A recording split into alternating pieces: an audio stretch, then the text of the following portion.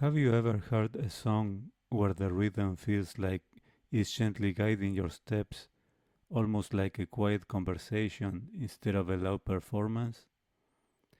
That's what many listeners discovered when they first heard Reasons to Love by Level 42. It wasn't a dramatic anthem, and it didn't try to overpower you with a spectacle. Instead, it moved forward with calm confidence, a groove that felt warm, intelligent, and deeply human. This podcast episode is about that feeling, about how Level 42 built a sound that blended jazz technique, pop elegance, and emotional storytelling, and how songs like Reasons to Love became part of the sophisticated atmosphere of mid 80s music culture. To understand why Level 42 resonated so strongly, it helps to imagine everyday life around that time.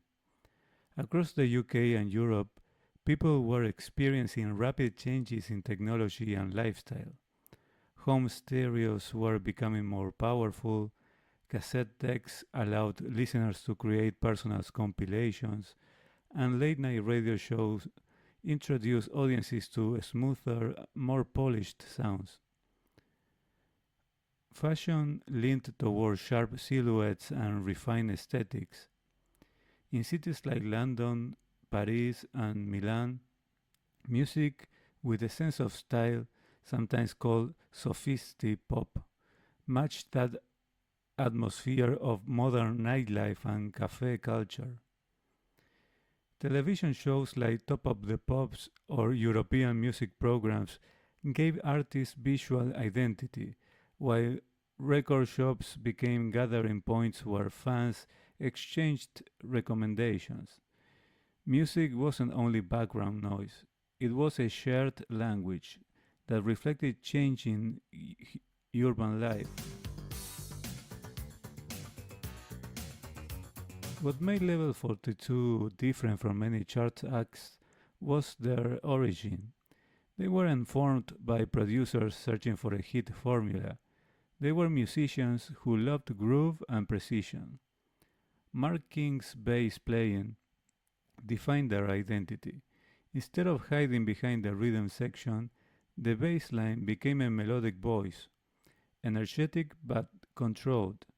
Many listeners first noticed the band because of that unique sound, bass notes that felt almost like a conversation with the drums. Reasons to Love captures that philosophy perfectly. The groove carries the song forward without rushing. Every instrument feels placed carefully, almost like pieces of a puzzle fitting together. This approach reflected a wider trend in the 80s. Artists who combined technical skill with accessible songwriting. Listeners wanted something polished but still genuine, something that felt alive rather than manufactured. Let's have a look at the studio production for this song. Recording technology in the mid 80s allowed producers to shape sound in new ways. Digital synthesizers like the Yamaha DX7 were becoming common, while analog instruments still provided depth and character. In Level 42's recordings, you can hear how these worlds merged. The drums sound tight and precise, possibly influenced by early electronic programming, yet the groove never feels mechanical. Keyboards create smooth textures that sit behind the bass rather than dominating it.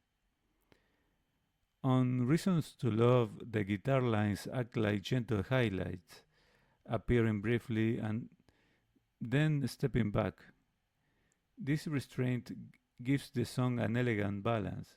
Instead of filling every space, the arrangement allows silence to exist, and that silence makes the rhythm feel even stronger.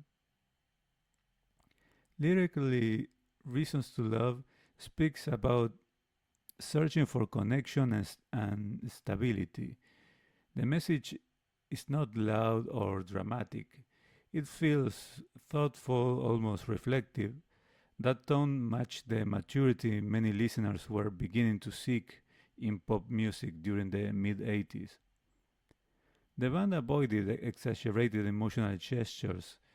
Instead, they created a sense of calm introspection, the kind of song you might like listen to while walking through a city at night, thinking about your own experiences. This emotional restraint is part of what keeps the song timeless. It doesn't rely on trends or dramatic effects. It relies on mood and sincerity. If you enjoy this kind of deep listening and reflection, join us live every week with the 90s Lover Show on Fridays and with the 80s Lover Show on Saturdays, both live at 7 p.m. Eastern on our YouTube and Kick channels. I first start the YouTube live stream for around 10 minutes just to allow people some time to gather as a kind of waiting room, and then we continue the full show live stream on Kick, where we can play full music, video clips with no restrictions. I, I share the link to Kick for you all to move there. And on Kick is where things really come alive with the 4 show segments, your song request, live voting, your voice messages on air, and even phone calls to share memories, stories, and reflections connected to the music and life. You can participate or simply listen, and if you feel like participating, you can do it on the Kicks live stream chat or by leaving comments on the main post of our public Facebook group, which allows more space to write. Join our public group on Facebook by searching for RetroLovers Radio 80s and 90s Nostalgia. Make sure also to subscribe on YouTube and turn on the notification bell. And keep an eye on all the 6 extra monthly special shows as well.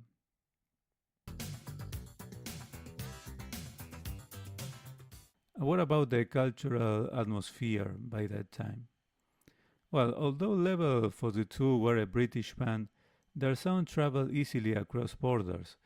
In Europe, audiences embraced the smooth blend of jazz and pop because it fit with the sophisticated energy of urban life. In Japan and parts of Asia, the band developed a strong following thanks to their musicianship and clean production style. Meanwhile, in North America, radio stations began to open more space for artists who offered something different from mainstream rock. And Level 42 provided an alternative. Rhythmic, it was melodic, and it sounded refined. That global appeal shows how music in the 80s connected people from different cultures through shared emotions rather than shared language alone. If this podcast episode brings back memories, take a moment please to like this video, subscribe to the channel, and leave a comment telling me which Level 42 song introduced you to their sound. Let me know your story as this helped to keep this music alive. Listening today, Reasons to Love, feels like a reminder that music doesn't always need to be loud to be powerful. The bass line moves steadily, the melody stays smooth, and the arrangement leaves room for reflection. Many artists later cited Level 42 as an influence when blending jazz elements into pop production. Their approach showed that complexity and accessibility could exist together, that a song could be technically impressive without losing emotional warmth. And maybe that's why listeners continue to return to tracks like this. They offer a sense of balance, energy without chaos, emotion without excess. And sometimes the most meaningful songs aren't the ones that shout the loudest.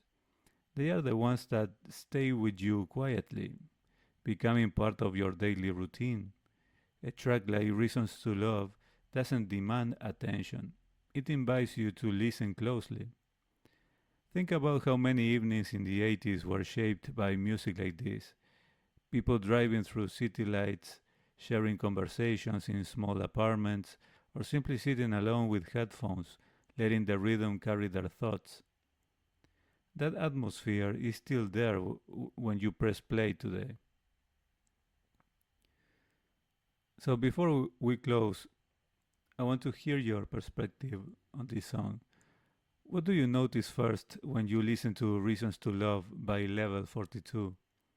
The bass groove, the keyboards, or the overall mood?